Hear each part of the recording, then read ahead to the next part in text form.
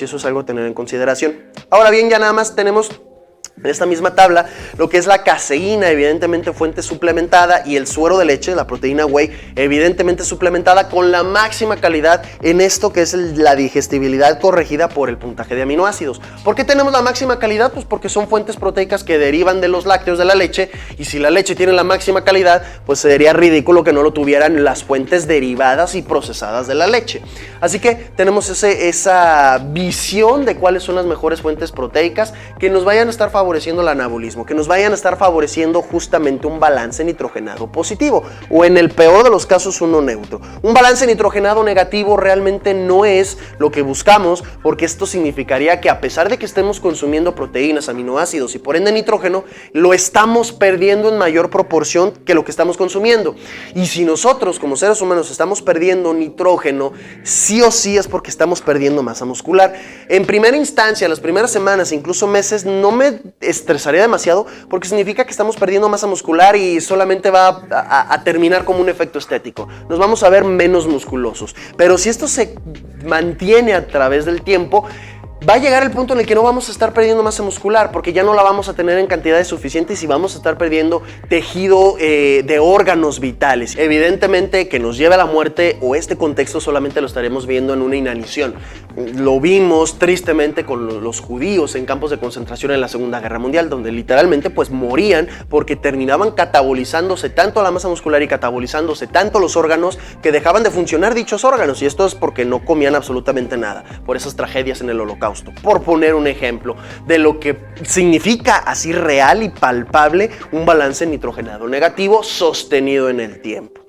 Ahora bien, la clásica clasificación de las proteínas es por origen animal y por origen vegetal. Lo que acabamos de ver hace unos segundos es una clasificación correcta de qué tan buenos son para favorecer el anabolismo, un balance nitrogenado positivo. Pero la clasificación, valga la redundancia nuevamente, clásica, es proteínas de origen animal, todo lo que venga o que haya formado parte o que sea parte de un animal, como carnes rojas, carnes blancas, los pescados, los huevos, los lácteos, las aves, todo lo que tenga que ver o que sea un animal o que haya salido de un animal, son estas fuentes. Estas en automática se les denomina de alto valor biológico, y prácticamente todas tienen una excelente calidad porque tienen los 20 aminoácidos en muy buena proporción, porque formaban parte de un animal, punto.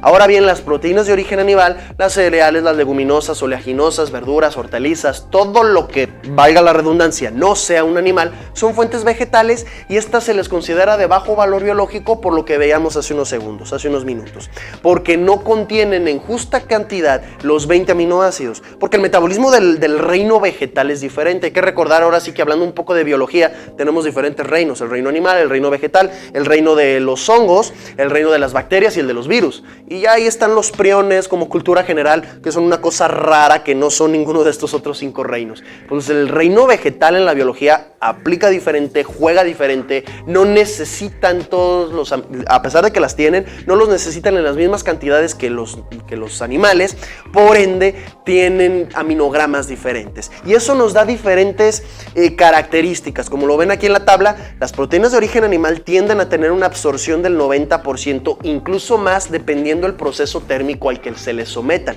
Entre más proceso térmico, entre más procesamiento, valga la redundancia, y más seamos nosotros capaces de pasar esa estructura cuaternaria en las proteínas. Tenemos una estructura cuaternaria que forman parte las proteínas con varias subunidades unidas, por poner un ejemplo. Esto es una estructura cuaternaria.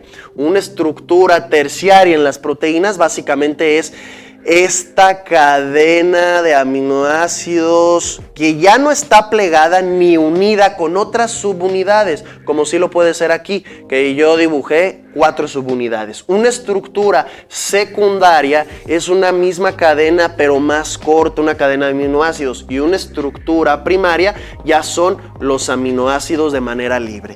Entonces, entre mayor sea el proceso térmico que sometamos una proteína, esa absorción va a mejorar. Ejemplo, si nosotros estamos hablando de una proteína cruda, como el clásico mito de consumir el huevo en los licuados, pues la albúmina, que es la proteína del huevo predominantemente que se encuentra en la clara, pero también la yema tiene albúmina, pues entonces la vamos a encontrar en su estructura cuaternaria. ¿Quiere decir que esto se va a absorber? Claro que sí, pero estaremos hablando de una absorción del 90%, o sea, va a haber algo de proteína, en este ejemplo que estoy poniendo, de un huevo en algún licuado, que aplicaría lo mismo para consumir proteínas animales crudas, por decir un sashimi, o incluso en los sushis, en la cultura japonesa que se tiende a consumir los pescados crudos, pues entonces estaremos hablando de que la estamos consumiendo en su estructura cuaternaria. ¿Se absorbe? Sí, en promedio un 90%. ¿Por qué? Porque de todas maneras el proceso de masticación es un proceso mecánico en donde vamos a disponer de las proteínas de una mejor manera. Ya estando en el estómago, como lo hemos visto en la parte de digestión, va a haber una liberación de jugos gástricos, que es el ácido clorhídrico en el estómago. O sea, si nosotros tenemos aquí el estómago, este es el cardia, que es el esfínter, y aquí tenemos el píloro, pues todo el estómago está recubierto por algo que se llaman células G, que van a liberar el jugo gástrico. El jugo gástrico es ácido clorhídrico, es CHL, el ácido clorhídrico, que lo que va a hacer es bajar el pH de lo que hay aquí, que es el quimo. Va a bajar el pH. El pH también desnaturaliza las proteínas, no solamente el calor. Entonces sí, se va a bajar el pH, se va a desnaturalizar. Ya aquí en el duodeno, como lo hemos visto en este mismo curso, el páncreas, que está en este lado, va a liberar, la acción del páncreas exócrino, va a liberar jugos gástricos, lo vamos a ver un poco más adelante, va a liberar los jugos pancreáticos, que son enzimas proteolíticas que van a estar rompiendo hasta su estructura primaria. ¿Quiere decir que tú puedes consumir huevo crudo y lo vas a absorber? Sí, en promedio en un 90%. Me preocuparía otros aspectos como una infección por salmonela, que te causaría la enfermedad llamada salmonelosis, pero eso es otro rollo. Ahorita estoy hablando solamente de la digestibilidad. Entonces, a mayor proceso térmico, ahora hablando de unos huevos revueltos, un huevo estrellado, donde ya hay un proceso térmico, pues entonces vamos a acercar de una estructura cuaternaria, quizá no una estructura primaria en el aspecto del proceso de cocción, pero sí estaríamos hablando de una estructura terciaria. Entonces ya de la estructura secundaria lo haría el pH y la estructura primaria de prácticamente todo lo harían los jugos pancreáticos. Aquí lo tienes, de aquí es el calor, aquí lo tienes con los jugos gástricos, aquí lo tienes por el páncreas. Y entonces ya estando en su estructura primaria, que son aminoácidos libres, dipéptidos y tripéptidos, ya se va a estar absorbiendo en prácticamente su totalidad. Cosa contraria a las proteínas de origen vegetal, que se estima que tienen de un 60 a un 70% de absorción, porque en las proteínas de origen animal estás consumiendo la carne, probablemente esa carne tenga en la mayoría de los casos algo de grasa, poca o mucha, y punto final. Pero en las proteínas de origen vegetal estás hablando que también hay fibra, y recuerden, lo vimos en este mismo curso, fibra soluble o fibra insoluble.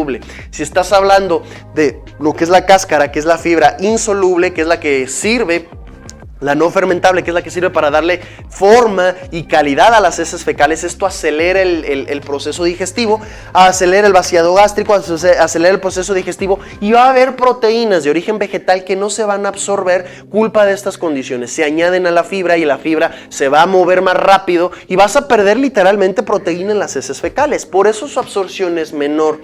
Ahora bien, la digestibilidad de igual manera, ya hablando del proceso digestivo, porque acá estábamos hablando de absorción en el intestino delgado, pero el proceso digestivo, hablamos que las proteínas de origen vegetal, como lo ven en la tabla, hablas de un 95, un 100% de su digestibilidad. ¿Qué quiere decir esto? Que una vez que se digieren, se van a absorber. Es muy normal. Y el 85% en comparación con las de origen vegetal. Ahora bien, los aminoácidos ya vimos las diferencias y también ya vimos que pudiéramos llegarlo a compensar con las proteínas de origen vegetal.